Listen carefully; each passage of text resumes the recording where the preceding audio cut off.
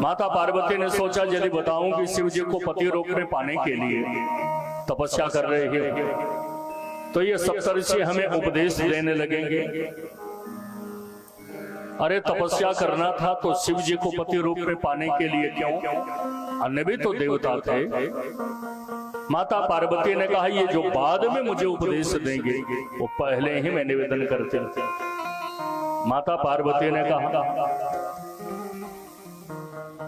देखो हो मुनि अविवेक हमारा, चाहिए शिव ही सदा भरता। आप जो बाद में कहोगे पहले मैं बोल कह रही हूं, भगवान शिव को पति रूप में पाने के लिए मैं तप कर रही हूं। सप्तऋषियों ने कहा इतनी कठिन तपस्या में तो हम आपका विवाह भगवान विष्णु से करा देंगे। भगवान विष्णु की अपेक्षा भगवान शिव में 2-4 अवगुण हैं और शिव जी की अपेक्षा भगवान विष्णु में 2-4 गुण हैं। इतनी कठिन तपस्या में आपका विवाह श्रीपतिपुर वैकुंठ निवास।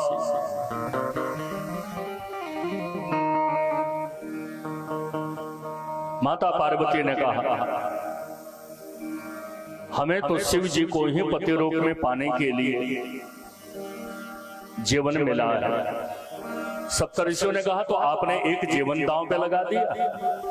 माता पार्वती ने कहा जीवन तो नष्ट हो जाता है, शिव जी के नाम मैंने जीव तत्व को ही लगा दिया। 1, 2, 4 हजार जन्म नहीं, करोड़ों बार जन्म लेना पड़ेगा तो शिव जी ही पति रूप में हमें मिले। कोटि जन्म लगी रगर हमारी, कोटि जन्म रगरी हमारी, कोटि जन्म लगी रगर हमारी, कोटि जन्म लगी रगरी हमारी, परवू संभुनत रहबू कुंवारी, परवू संभुनत रहूं कुमारी, परवू संभुनत रहबू कुंवारी। पहले ही क्यों बंद कर देते हैं दिनेश भैया, पीछे बैठने के कारण आस नहीं मिल रहा। कल से आर्गन वाले भैया को वहां बैठाइए, यहाँ जगह लीजिए। कोटि जन्म लगी रगर हमारी, कोटि जन्म लगी रगड़ी हमारी, परवू संभुनत रहूं कुंवारी, परवू संभुनत रहूं कुमारी, परवू संभुनत रहूं कुंवारी। परहु संभुनत रहूं कुमारी। तब सप्तऋषियों ने प्रणाम किया। भगवान शिव ने आदेश दिया प्रेम परीक्षा लेने के लिए आए। अब आपके पिताजी बुलाने आएंगे तो जाइएगा, भगवान शिव जी आपको पति रूप में मिलेंगे। सखियों को लेकर माता पार्वती अपने पिता के घर में गई। इधर शिवरात्रि का पावन पर्व, मैं बराबर कहा करता हूं हमारे यहाँ 4 रात्रि का वर्णन है। ये 5वें रात्रि नवरात्रि है, नवरात्रि 4 होती है। एक वासंती नवरात्र, दूसरी शारदीय नवरात्र और तीसरा आषाढ़ में गुप्त नवरात्र और चौथा माघ में गुप्त नवरात्र। 2 गुप्त नवरात्र और 2 प्रगट। दो गुप्त नवरात्र साधकों के लिए और दो प्रगट नवरात्र हमारे आपके लिए, गृहस्थों के लिए। चार रात्रि कौन कौन है? मोह रात्रि, महारात्रि, काल रात्रि च दारुणा। मोह रात्रि, महारात्रि, काल रात्रि और दारुण रात्रि।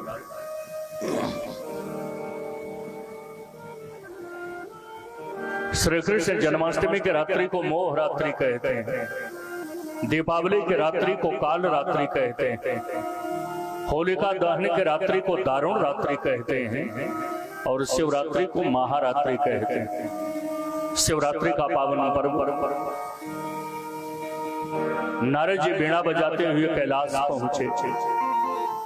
भगवान भोलेनाथ शांत मुद्रा में, मुखमंडल बड़ा प्रसन्न है और शिव जी तो बराबर प्रसन्न रहते। प्रसन्नाननम, थोड़ा सा 19 कीजिए आवाज। प्रसन्नाननम नीलकंठम दयाल। शिव जी का आनंद प्रसन्न है। कैसी भी विषम परिस्थिति आवे, शिव जी बराबर प्रसन्न रहते। शिव जी के परिवार में जितने विषम परिस्थिति पैदा करने वाले हैं और किसी के परिवार में ऐसे लोग नहीं हैं। शिव जी के परिवार में जितने लोग हैं सब टेंशन देने वाले। प्रमाण, शिव जी के पुत्र हैं गणेश और गणेश जी का वाहन है चूहा। शिव जी के गले में नागों का आभूषण, नागेंद्र हाराय भुजग भूषण भूषितांगम। तो सांप और चूहा की पटरी नहीं रहती। चूहा सांप से डरता है, सांप चूहे को देखता है तो गटक जाता है। एक साथ सांप और चूहा को रखना टेंशन की बात है, लेकिन धन्य है भोलेनाथ, अपने अंग में तो सांपों का गहना पहने हैं और उनके पुत्र गणेश का वाहन चूहा। चूहा सांप से नहीं डरता, सांप भी चूहे को नुकसान नहीं पहुंचाता। सांप चूहा रखना टेंशन की बात, लेकिन भोलेनाथ को नो टेंशन। देखिए तो बराबर प्रसन्न दिखाई देंगे। प्रसन्नाननम, मुखमंडल प्रसन्न है। और दूसरी विषम परिस्थिति,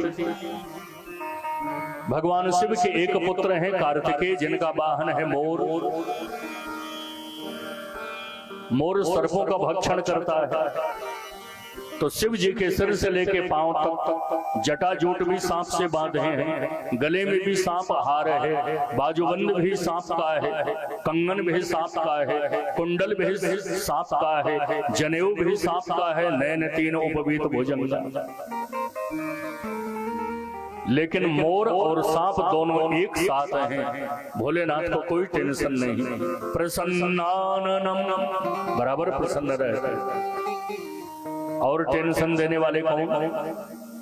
शिव जी के गले में विष है, गरल कंठ, और शिव जी के मस्तक पे चंद्रमा, चंद्रमा में अमृत है। जहां अमृत है वहां विष का प्रभाव नहीं है, और जहां विष है वहां अमृत निष्प्रभावी है। जहां विष वहां अमृत नहीं, जहां अमृत है वहां विष नहीं। लेकिन कंठ में विष और मस्तक पे अमृत, अमृत और विष एक साथ रखे हैं। भोलेनाथ को कोई टेंशन नहीं, बराबर प्रसन्न दिखाई देते। प्रसन्नाननम, और टेंशन की बात। शिव जी के ललाट में तीसरी आंख, और तीसरी आंख में ज्वाला, अग्नि। काम दहन करने के लिए शिव जी ने तीसरा नेत्र खोला, ज्वाला प्रकट हुई, काम दहन हो गया, काम जल करके भस्म हो। तब शिव तीसर नयन उघारा, चितवत काम भयों जरि छार। भगवान शिव के तीसरे नेत्र में आग और शिव जी के मस्तक पे गंगा जल